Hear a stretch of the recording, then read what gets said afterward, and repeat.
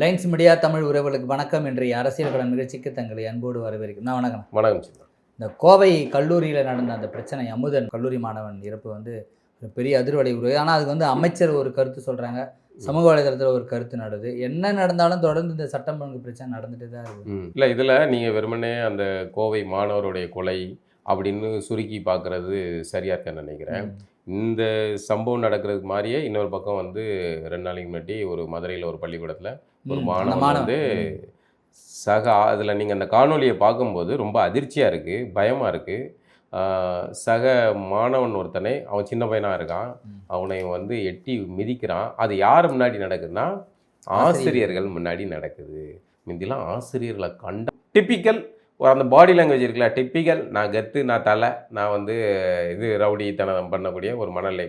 ஒரு மாணவரை நம்ம அப்படி சொல்லக்கூடாது தான், அது பேசக்கூடாது பள்ளி மாணவர்ல. சரி, அதை கட் பண்ணியிருப்பான்.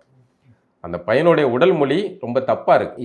இது ஆபத்தான அறிகுறி. இப்போ அதையே நீங்கள் இந்த கோவை அமுதன் விவகாரத்தில் எடுத்துங்க. முதல்ல கேங் வாரு, கோஷி பூசல் அப்படி இப்படின்னு தகவல் வருது. கல்லூரி நிர்வாகம் ஒரு தகவலை சொல்கிறாங்க. அதில் ஒரு எஸ்கேப் ஆகிற மனநிலை இருக்குது.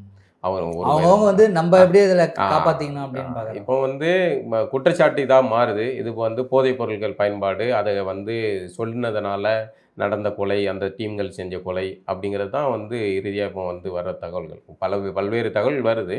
ஆனால் இதுதான் சரியாக இருக்க முடியும் அப்படிங்கிறது புரியுது. ஏன்னா அந்த போதைப் பொருட்களை பயன்படுத்தக்கூடிய ஆட்களோட இது பார்த்திங்கன்னா, அவர்கள் எதை வேணாலும் பொறுத்துக்கிடுவாங்க. அவங்களுடைய ரகசியத்தை இதை காட்டி கொடுத்தீங்கன்னா முதல்ல அவன் நார்மலாக இல்லை, அவன் போதையில தான் இருக்கான். அவனுக்கு தம்பியும் தெரியாது, அக்காவும் தெரியாது, அண்ணன் தெரியாது, அம்மா யார் எதுவுமே தெரியாது. அவன் ஒரு உலகத்தில் இருக்கான். அந்த உலகத்தில் அவனுக்கு மைண்டில் இவங்களை கொல்லு அப்படின்னு, கொலை செய் அப்படின்னா அதுதான் அவனுடைய இறுதி இதாக இருக்கும். அவனுக்கு ஐயோ மனிதாபிமானம், இது இப்படி குழந்தை கொள்கிறோமே, இல்லை பெரியவங்களை இது பண்ணுறோமே, அதெல்லாம் இல்லை.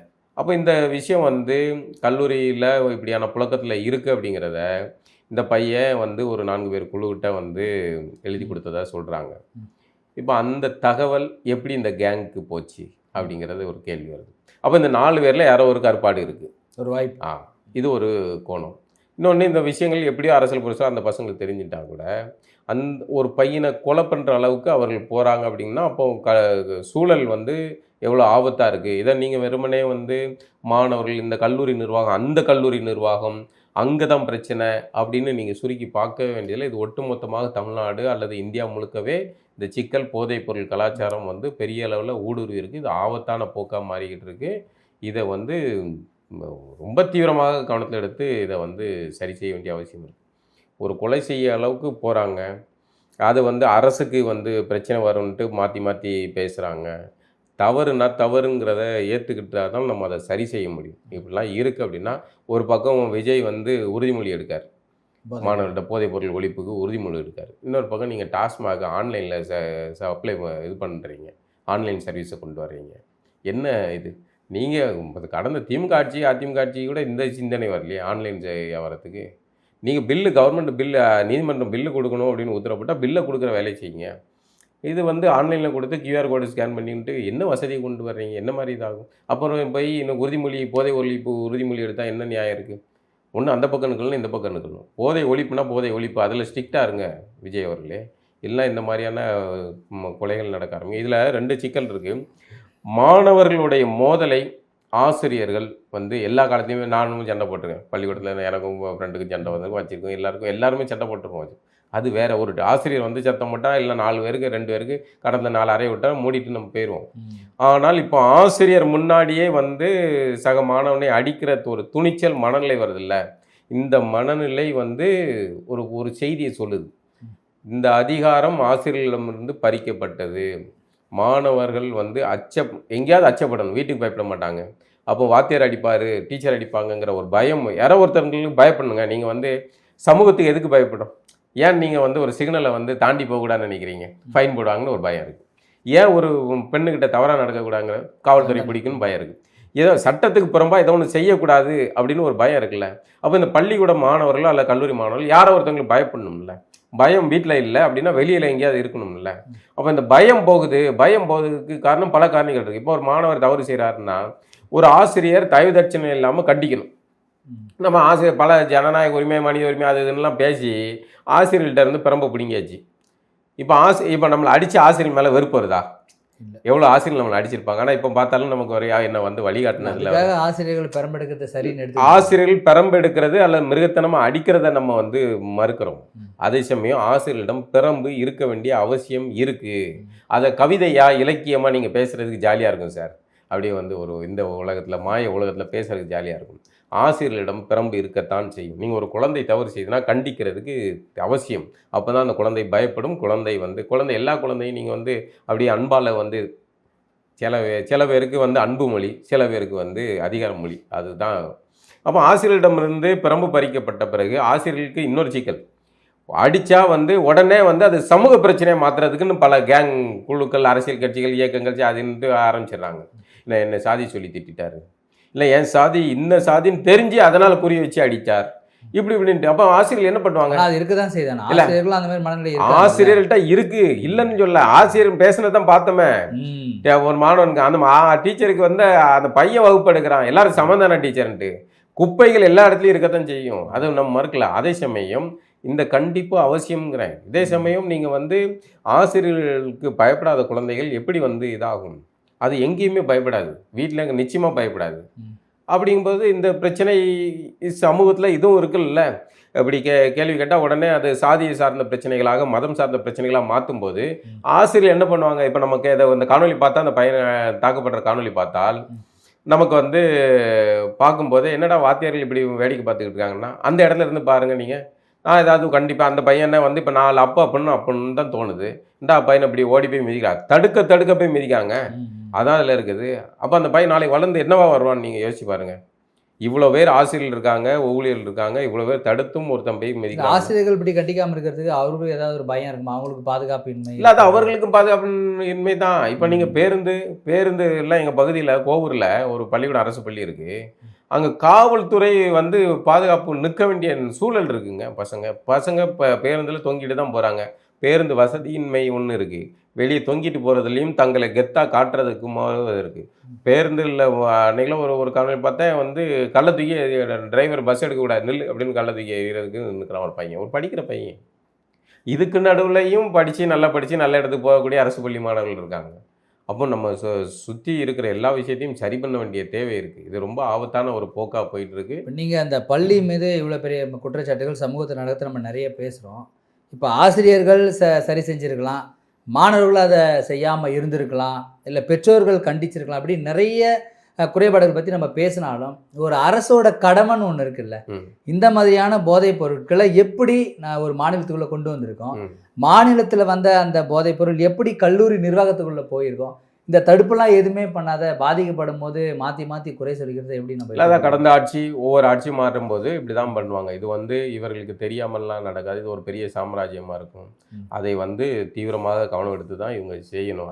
அதாவது ரொம்ப தீவிரமாக கவனம் எடுக்க வேண்டிய, இதற்காக தானே ஒரு மாற்றமே நினைச்சேன். ஆமாம், மிக முக்கியமான ஒரு அரசு தீவிரமாக வேலை பார்க்க வேண்டிய ஒரு விஷயம்னா அது இந்த போதைப் பொருள் இதாக தான் இருக்குது. ஏன்னா அடுத்த தலைமுறை இதில் பெரிய அளவில் வீழ்ந்து கிடக்குது, சிக்கலாகுது. அது ஒரு அதாவது ஒரு குடிகாரன் குடித்தோம்னா குடும்பம் பிரச்சனையாகும்.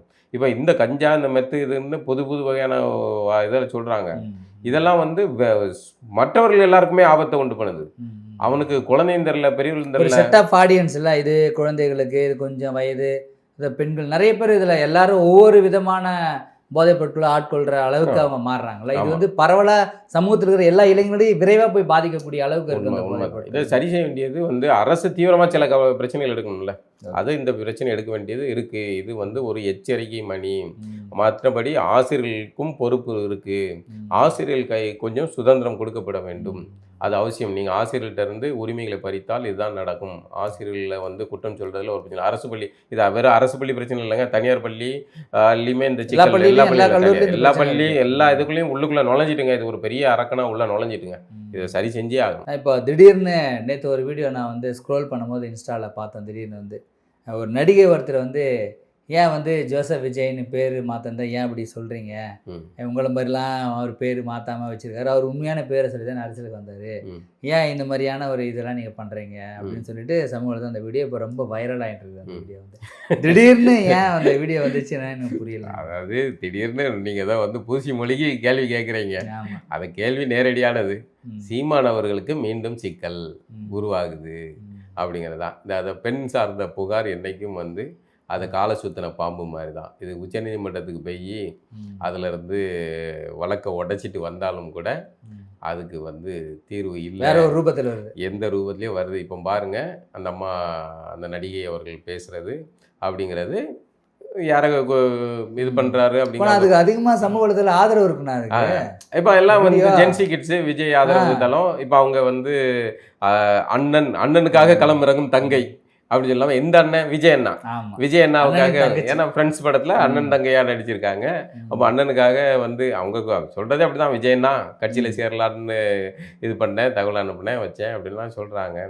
இப்போ இது எந்த இடத்துல ட்ரிகர் ஆயிருக்குன்னு தெரில. இப்போது வந்து இந்த ஜோசப் விஜய் அப்படிங்கிறதும் அந்த பேர் வச்சதில் ஆரம்பிச்சா இல்லை என்ன இதுலன்னு தெரில. கடந்த ஆட்சியில் அது வந்து திராவிட குரூப்புகள் வந்து கையில் வச்சு பண்ணிக்கிட்டு தாங்க. அவங்க இல்லை அப்படின்னு சொன்னாலும் கூட இருந்தது அப்படிங்கிறத நம்ம எல்லாம் பார்த்தோம். அது வந்து பெரிய அளவில் எந்த அளவுக்கு போச்சு அப்படிங்கிறதெல்லாம் பார்த்தோம். அவருக்கு சீமானவர்களுக்கு எவ்வளோ பெரிய சிக்கலாக மாறிச்சு. இந்த காணொலியில் அவர்கள் வந்து பெயரை குறிப்பிடலைன்னா கூட அது வந்து யாரை சொல்கிறாங்க அப்படிங்கிறது எல்லாருக்கும் தெரியுது. அடுத்ததாக வந்து அதில் ஒரு வார்த்தை சொல்கிறாங்க, ரொம்ப கவனிக்க வேண்டிய வார்த்தை. நான் பேசத்தான் செய்வேன், என்னை யாரும் அடக்க முடியாது அப்படிங்கிறது மெசேஜ் வந்து வாயை அடைக்க முடியாது அப்படிங்கிற செய்தி அந்த வார்த்தையில் ஒரு செய்தி இருக்குது.